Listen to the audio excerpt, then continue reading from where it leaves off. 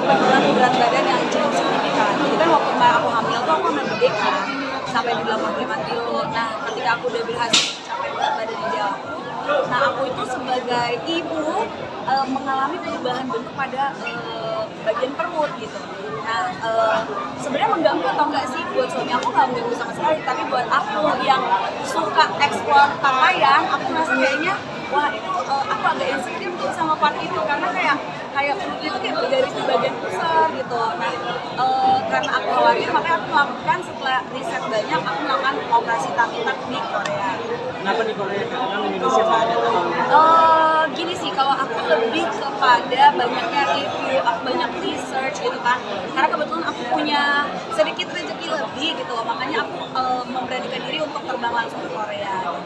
Kan kalau misalnya kita udah tahu ya, kalau misalkan kita operasi plastik itu memang terkenal banget yang kayaknya mendahului itu selalu adalah Korea gitu. Jadi aku percaya banget ada teknologi baru yang dilakukan di Korea yang mungkin belum sampai di Indonesia. Jadi itu yang pengen aku coba. Jadi barangkali kan bisa jadi bahan pembelajaran juga ataupun sharing buat teman-teman klinik ataupun rumah sakit yang ada di Indonesia.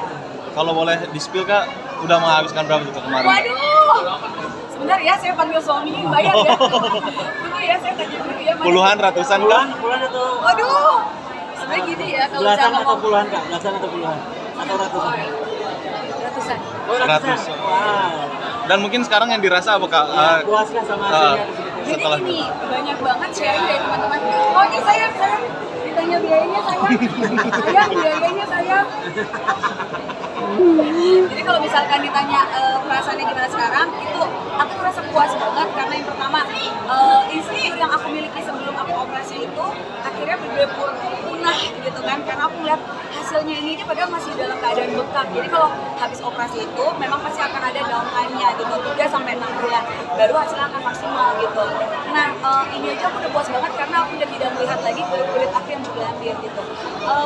Terus pasca pemulihannya, jadi aku merasain banget kalau teman-teman yang biasa operasi tummy tuck di Indonesia, dari teman-teman sebenarnya banyak banget teman-teman artis yang melakukan operasi tummy tuck tapi mereka nggak sharing. Tapi aku merasa kayaknya udah di zaman sekarang ini perlu banget sharing. Aku nggak malu, aku yakin banyak banget wanita-wanita di luar sana juga merasakan seperti yang sama tapi nggak tahu. Jadi daripada coba-coba, mending aku sharing langsung di tempat yang aku coba.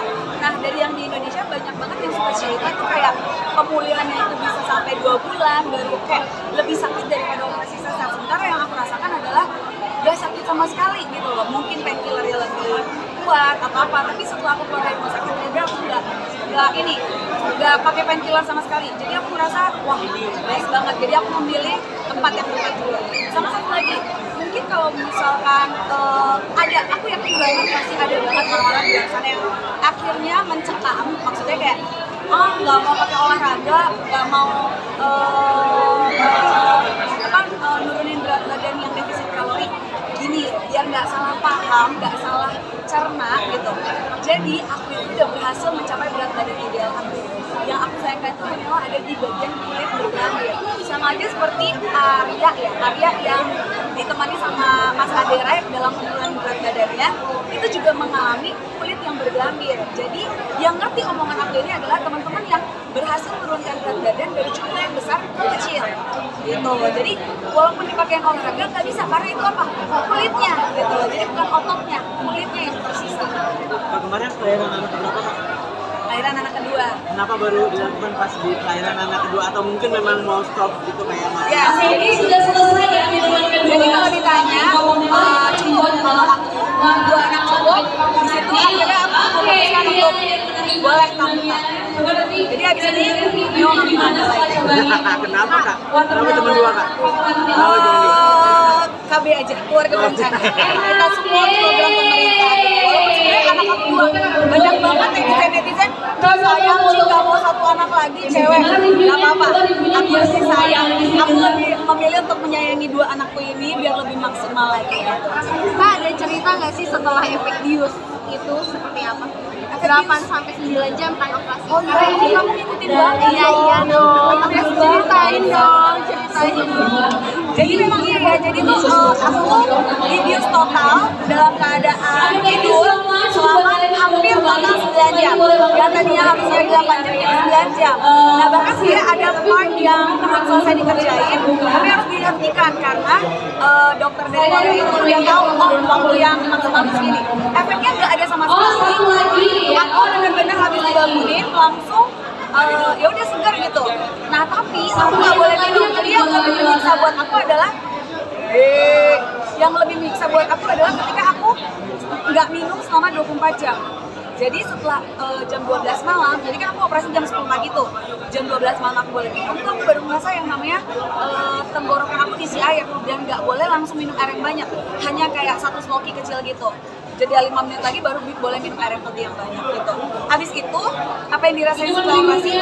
Kayaknya karena dokter di Korea itu nggak cuma melakukan tap, jadi dia kayak ada operasi diastasis reti. Jadi ini mungkin teman-teman yang belum pernah tahu ya. Jadi kalau kita melahirkan, otot rahim kita itu ikutan membesar kan. Makanya kadang-kadang tuh ada yang bilang, oh kelihatan nih yang udah pernah melahirkan gitu. Jadi ototnya itu dibantu dijahit dari dalam supaya lebih rapat kembali lagi. Nah, karena dilakukan hal itu membuat aku tuh jadi kayak makannya tuh jadi nggak bisa banyak di awal, di hari-hari pertama ikutnya udah makan normal.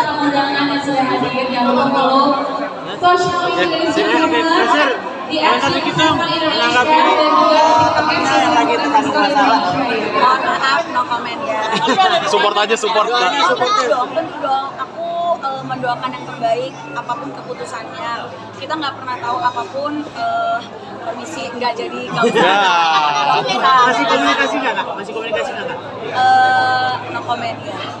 Tapi disayangkan nggak sih kamu? Ya kan keluarganya kan harmonis tuh kak, terus ada kabar kayak gini.